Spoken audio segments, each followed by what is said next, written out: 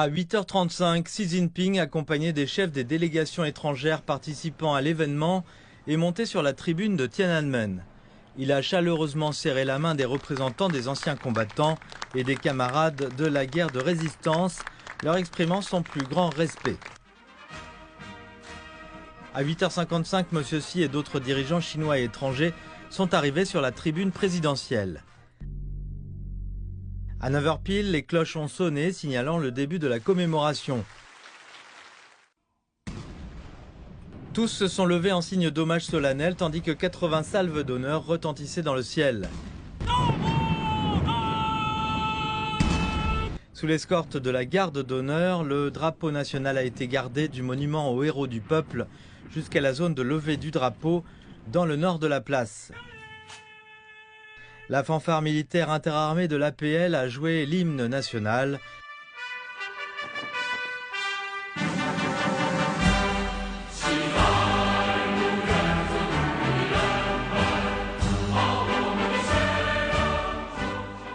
L'ensemble du public a chanté à l'unisson l'hymne national de la République populaire de Chine, tandis que le drapeau national à 5 étoiles était hissé et flottait au-dessus de la place Tiananmen. Sous les applaudissements chaleureux, Xi Jinping a prononcé un discours important. Il a déclaré que ce grand rassemblement avait pour but de commémorer le 80e anniversaire de la victoire, afin de se souvenir de l'histoire, d'honorer les héros tombés au combat, de chérir la paix et de créer un avenir meilleur. Xi Jinping a souligné que la guerre de résistance du peuple chinois contre l'agression japonaise avait été une lutte ardue et grandiose. Sous la bannière du Front national uni contre l'agression japonaise, prôné par le Parti communiste chinois, le peuple chinois s'est battu vaillamment contre un ennemi redoutable et a construit une grande muraille de chair et de sang, remportant ainsi la première victoire complète de l'ère moderne contre une invasion étrangère. La guerre de résistance du peuple chinois a également constitué un élément important de la guerre mondiale contre le fascisme.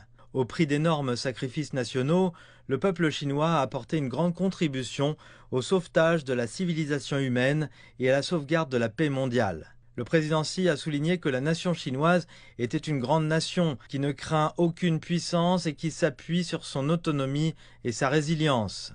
L'armée populaire de libération est toujours une force héroïque qui jouit de la pleine confiance du parti et du peuple.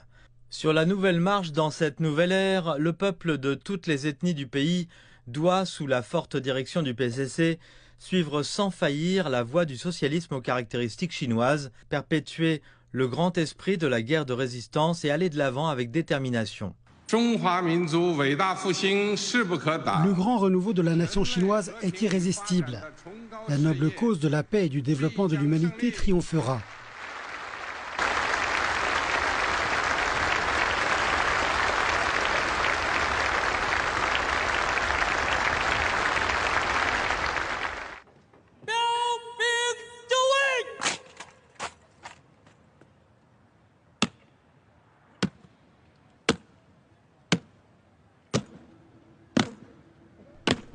À 9h15, le défilé militaire a commencé. Xi Jinping, à bord d'une voiture Hongqi, a traversé le pont Jinshui et est entré sur l'avenue Chang'an.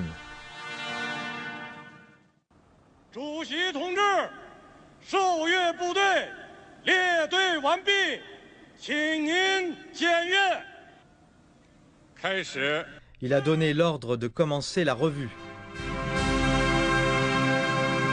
Monsieur Xi a passé en revue 13 formations en marche, une formation de drapeau de combat et 22 formations d'équipement.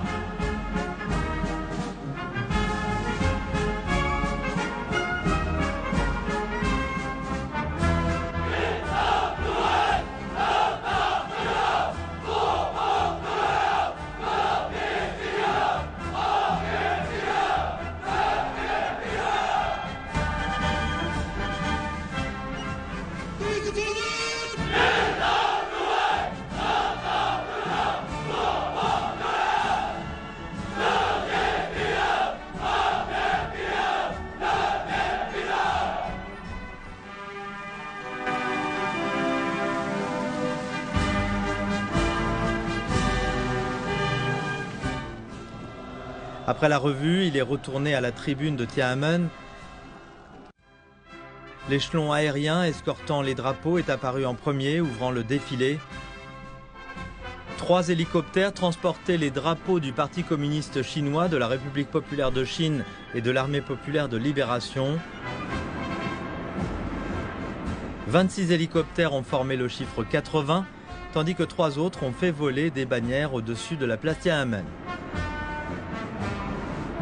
Le défilé comprenait 45 formations, la plupart des armes et équipements étant présentés pour la première fois.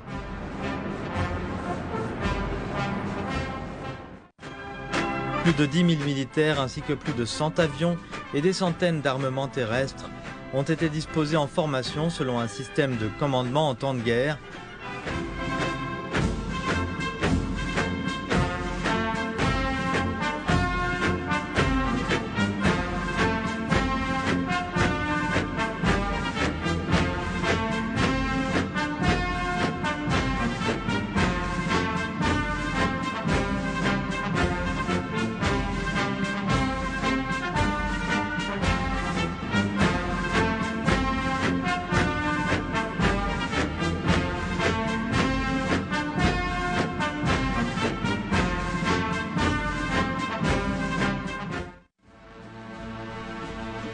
La formation des drapeaux de combat portait 80 drapeaux honorifiques décernés à des unités héroïques de la guerre de résistance, rayonnant de gloire historique.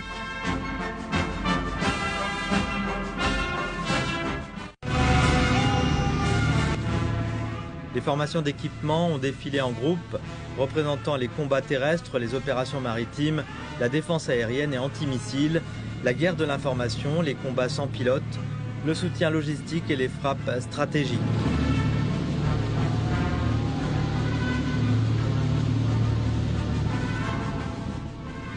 Parmi les armements de pointe présentés figuraient des équipements de renseignement sans pilote et de lutte contre les drones.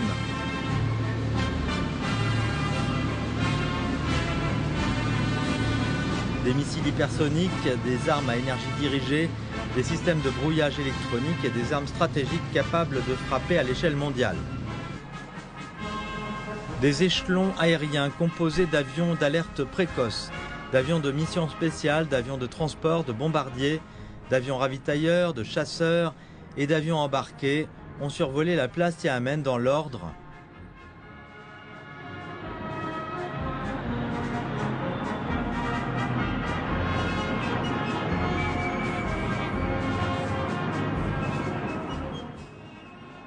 Une formation d'avions d'entraînement a laissé derrière elle 14 traînées de fumée colorée. À la fin de la cérémonie, 80 000 colombes blanches se sont envolées dans le ciel, suivies de 80 000 ballons, tandis que l'hymne enthousiasmant Ode à la patrie résonnait sur la place.